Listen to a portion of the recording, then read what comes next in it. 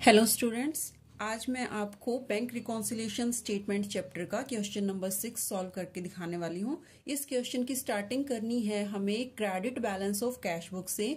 Means हमारे पास cash book का credit balance है, हमारे पास कैश बुक का डेबिट बैलेंस नहीं है, मींस पॉजिटिव बैलेंस नहीं है, हमारे पास नेगेटिव बैलेंस है। तो स्टूडेंट्स, जब हमारे पास नेगेटिव बैलेंस होता है तो हमें बाकी जो आइटम्स होती हैं, बाकी जो ट्रांजेक्शन्स होती हैं, उनका सेम ट्रीटमेंट करना है। सिर्फ हमें जो बैलेंस है वो नेगेटिव कॉलम में डालना है। तो देखिए, हम इस क्वेश्चन को करते हैं, आपको और ज्यादा क्लियर हो जाएगा। यहाँ पर हमें prepare a bank reconciliation statement from the following particulars as on 30th June 2016। इसके लिए मैंने यहाँ पर 30th जून 2016 की भी हेडिंग डाल ली है और ये है मेरी bank reconciliation statements. Serial number, particular, plus items and minus items. तो देखिए, फर्स्ट इंफॉर्मेशन है हमारे पास credit balance as per bank column of cash book. Cash book के बैंक कॉलम का हमारे पास क्रेडिट बैलेंस है। तो यहां पर हम लिखेंगे credit balance as per bank column of cash book. हमारी कैश बुक के बैंक कॉलम का जो क्रेडिट बैलेंस है यानी कि नेगेटिव बैलेंस है, मींस बैंक ओवरड्राफ्ट जो है वो आती है, वो हमें गिवन है 3600।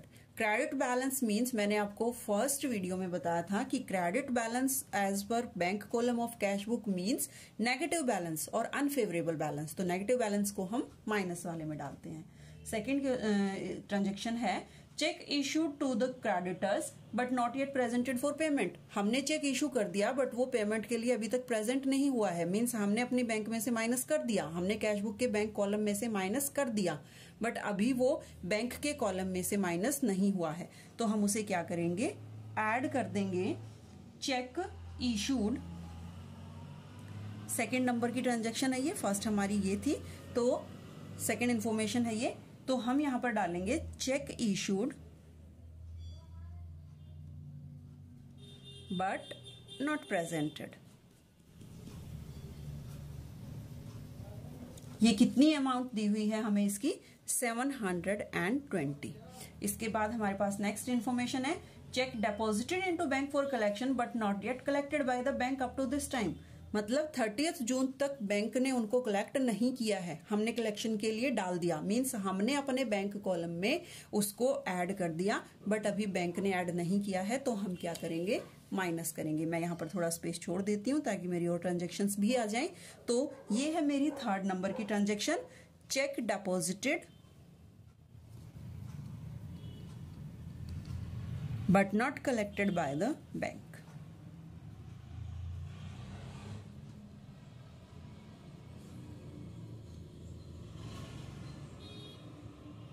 बैंक ने अब तक इन्हें कलेक्ट नहीं किया है। इनकी अमाउंट है 15, तो इसको हम लेस करेंगे 1540। ठीक है। उसके बाद हमारी फोर्थ ट्रांजेक्शन है bank charges charge by the bank. Bank जब बैंक चार्जेस चार्ज करता है मींस वो हमारे वाले मतलब बैंक ने अपने कॉलम से माइनस किया है, जो कि हमने नहीं किया, तो अब हम भी क्या करेंगे, माइनस कर देंगे। तो ये फोर्थ है बैंक चार्जेस। बैंक चार्जेस मैंने आपको बताया था, बैंक जो अपनी सर्विसेज के लिए हमसे चार्ज करता है time to time, that is ₹20। उसके बाद है fifth, interest on overdraft charge by the bank. जब हमने ऊपर ओवरड्राफ्ट किया है मीन्स हमने पैसे ज्यादा निकाले हैं, तो बैंक ने इंटरेस्ट चार्ज किया, तो उसका भी सेम ट्रीटमेंट होगा जो बैंक चार्जेस का होता है, इंटरेस्ट ऑन ओवरड्राफ्ट। बैंक ने ये लिया है हमसे, तो बैंक ने इसे माइनस किया होगा हमारे अकाउंट से, लेकिन हमने नहीं किया था, तो हम भी इसे माइनस कर देंगे। अमाउंट है इसकी ₹25। उसके बाद सिक्स्थ है a customer deposited into our bank account without informing us. एक कस्टमर ने डायरेक्टली हमारे बैंक अकाउंट में सबमिट करा दिया, लेकिन हमें उसकी कोई इन्फॉर्मेशन नहीं है, तो वो हमारे अकाउंट में क्या होना चाहिए, ऐड होना चाहिए। तो हम उसको ऐड कर देंगे, deposited by the customer. Customer ने डायरेक्टली जमा कराए हैं हमारे अकाउंट में, तो कितनी अमाउंट जमा कराई है कस्टमर ने, 240। हम भी इसको ऐड कर देंगे। Bank paid house tax on our behalf but no information was received from bank. Bank ने हमारे बिहाफ पर हाउस टैक्स पे किया, लेकिन हमें इसकी कोई इन्फॉर्मेशन नहीं है। बैंक ने पे किया है तो बैंक में से तो माइनस हो गया, लेकिन हमें नहीं पता, तो हम भी क्या करेंगे, इसको माइनस कर देंगे। House tax paid by bank.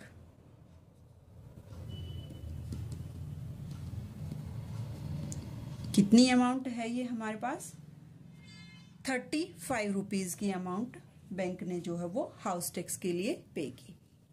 तो अब हम देखेंगे इन दोनों में और इन दोनों में कैसा बैलेंस है। अगर नेगेटिव ज्यादा है, पॉजिटिव कम है, तो हम माइनस वाला बैलेंस, मींस माइनस का बैलेंस जब होता है तो क्रेडिट होता है as per cash book and debit as per passbook.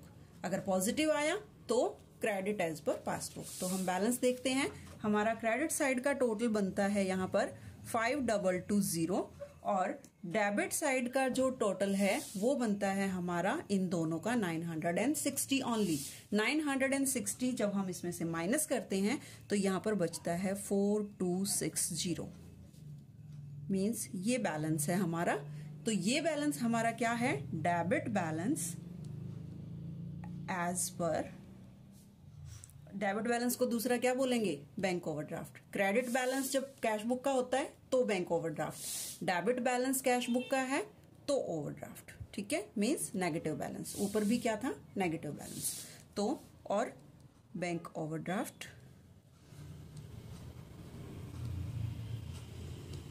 As per, ये ब्रैकेट में डाल देंगे हम, एज पर पासबुक।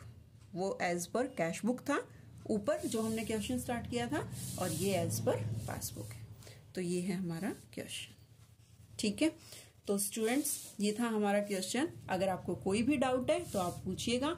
इस क्वेश्चन में बाकी जो मैंने क्वेश्चन किया उनसे डिफरेंट क्या था कि इसका क्रेडिट बैलेंस दिया हुआ है कैश बुक का, तो इसलिए हमने इसे माइनस में डाला है, क्योंकि क्रेडिट बैलेंस, अनफेवरेबल बैलेंस और negative balance of cash book are the same, and debit balance, unfavourable balance and negative balance of the passbook are same. मतलब पासबुक का negative balance means debit balance और cash book का negative balance means credit balance. Okay students, thank you for watching.